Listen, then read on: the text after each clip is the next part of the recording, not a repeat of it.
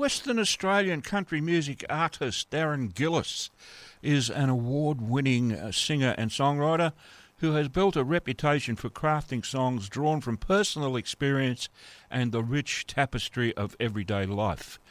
His music blends authentic storytelling with dynamic country influences, creating a sound that resonates with audiences across Australia. Following extensive touring throughout 2025, spanning Western Australia to Queensland, that's a lot of territory, let me tell you. There's some real estate there. Darren has continued to gain momentum both on stage and within the industry. In February last year, he attended the Western Australian Country Music Awards at the Boyup Brook Country Music Muster, where he took home the People's Choice Award. Later that year, in May, he was named a top 5 finalist in the Western Australian Music Song of the Year awards in the Outstanding Regional category for his original track, Cuss the Black Dog. Darren's rising profile was further cemented this year at the Tamworth Country Music Festival, where he was awarded Best Independent Country Male Artist at the Independent Country Music Association Awards. Darren has released multiple original singles that have charted on country radio, with his standout track Drink featured on CMT Australia.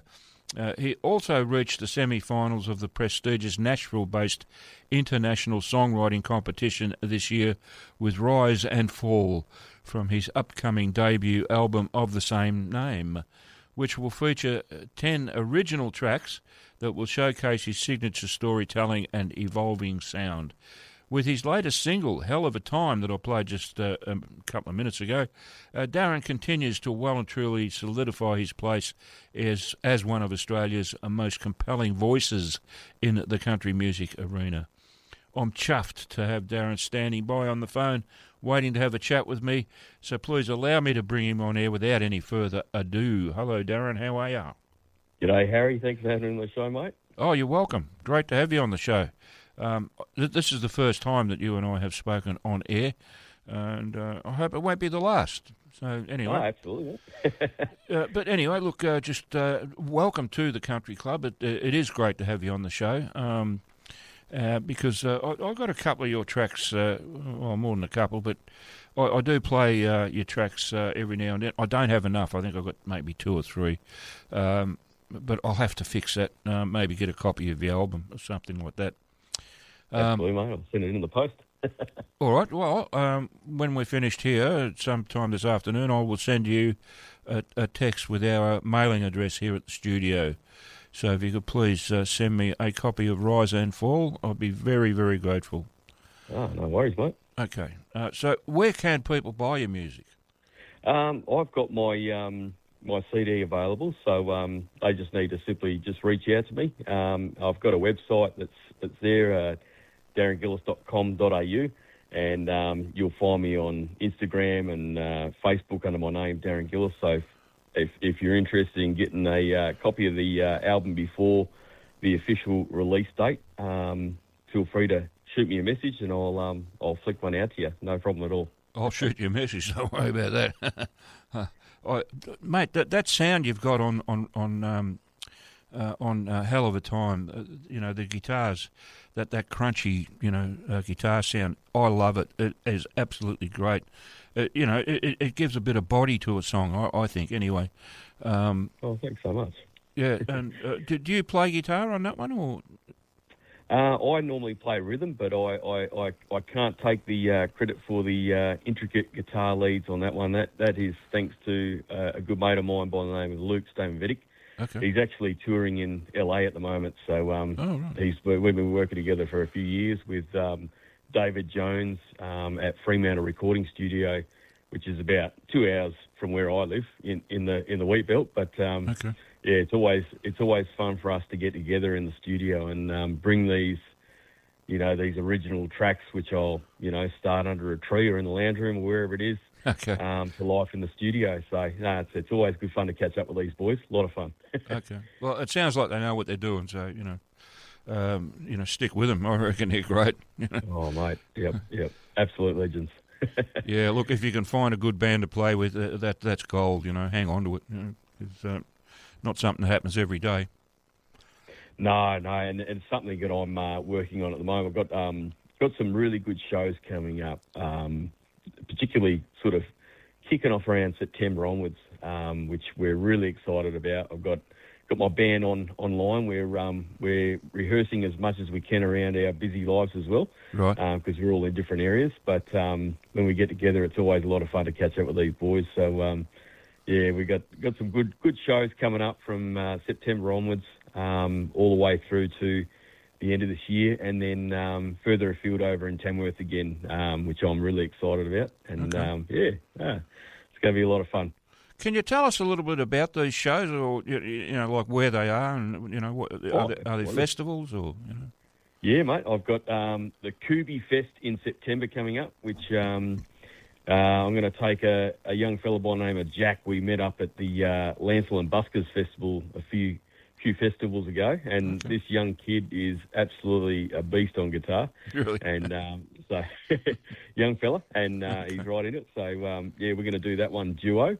We've got the Mandurah Country Music Festival, which is going to be huge. That's full band. I've got Todd and Jesse Byram Carter coming along with Jack again and myself, and we're going to give it to her on stage to open up that Regfest festival. And you've got the Wolf Brothers, Kaylee Bell, Max Jackson, Lane Pittman all coming along, and it's just going to be an absolute banger. So what a looking lineup. forward to that one. Yeah. What a lineup! Yeah, great. Oh, mate, yeah, absolutely. So I'm looking forward just as much as having a drink and watching these guys at the end of our set, and just enjoying the whole festival. So we've got what else? We've got Chapman Valley coming up. Me and Jack will go and do that one duo again. Okay. That's in later October. I've got an invite to play at Telethon, which is really exciting. Okay. Looking forward to that, and then. We've got some rodeos coming up. I'm just tossing up one that's coming up soon at Coolgardie, talking about some stuff there. But we've got the Boddington Rodeo in November, which is a big rodeo. Probably about 5,000 odd people will be playing too. So that'll be a hell of a time. Right. I drove through Coolgardie back in I think it was 2001. And there was nothing there. I think they had a Ned Kelly thing up on top of one of the shop veranda roof things. Yep. I don't know if it's probably not still there, but it was a long time ago. But it was just this gorgeous tiny little town. Anyway, it intrigued me, so I took photos and stuff. But on my way from where was it? Coolgardie? No, Kalgoorlie. Oh, Kalgoorlie. Yeah. We were going to Perth. I think we went through, or we got lost or something. I don't know. I can't remember. But we did come across Coolgardie, and I thought, oh, that's where the name from that fridge comes from. Actually, the Ned Kelly thing, I've got a photo of that one as well. It's still there on the roof. Is it really? Okay. All right. It is. Stands today. Yep. It just, it amazes me that this guy gets around. I mean, in life, he never, as far as I know, he didn't get much further than, the New South Wales border. But everywhere in Australia you go, there's Ned Kelly, Yep. Which is good, I mean, everyone claims him, so that's fine. Oh, absolutely. I'm sure he doesn't mind. Nah, I'm sure he wouldn't. Oh dear. Anyway, well, it's good to know he's still there in Coolgardie. It's good stuff. Tell us about Rise and Fall. That's it hasn't been released yet, has it? No, it hasn't. And super excited about this one. We've actually got. I'm in the Listen Up songwriter competition in Perth, which is that national competition, and we've been selected for that particular track to perform that as part of the competition. So fingers crossed, but just an absolute honour to be a finalist in that as well for this particular track. But Rise and Fall comes from a space where I was actually invited to Rollington Reserve field day for a bit of a presentation on mental health. It's a bit of a thing that I'm into, sort of advocating that sort of positivity around mental health. Okay. And I was invited by the Boyertbrook Country Music Festival president to come down and do a bit of a chat about mental health. And so I gave a 55-minute presentation. And in the presentation, I presented 3 songs that were kind of relevant to it. And I actually wrote this track, Rise and Fall, for this presentation. Okay. And little did I know that at that point, it was going to be the album feature track for my album, which brings all of my tracks together. It's the rises and falls in a person's life. Mm-hmm. And yeah, sort of I've selected the tracks that are going into the album that sort of encapsulate those rises and falls in a person's life, and there it is, and that's where it's all come from. And I'm really excited about the album, and okay. And also all of these upcoming shows to sort of push it out there as well, and the opportunities, and just to sort of have the opportunity to play these tracks all up on stage, and it's going to be a really cool end of this year. I'm really excited about it. I would be too. I understand. It's the ultimate goal, I think, of any songwriter, a musician. To not just put out an album or a single or whatever, but to play the thing live in front of a live audience. That's that seems to me to be the epitome of the whole songwriting and music playing experience. Would you agree with that or not? Oh, absolutely. It's my drug, if you like. Okay, yeah, I get it. Yeah. It's the same as when you go. It's similar feeling when you go to the studio and you sort of see this thing come together as well. Yeah. Explain it that way. It's just a rush. To get to the end of that show and just go, we just did that, or we just played that track and we brought it together, brought it to life in the studio. Similar sort of feelings, but because you're always excited about your new projects and you listen to them about 50,000 times. Yeah, yeah. But it's so exciting to get up there in front of an audience and also have people come up at the end of a show and introduce themselves and some of my songs sort of touch on that mental health side of thing and share stories as well with that. And that's always rewarding as well. So I just have an absolute it's my drug to get up there up on stage and perform and have some fun with the boys. It's a heady experience, I know, but the downside is at some point you've got to stop and get off stage.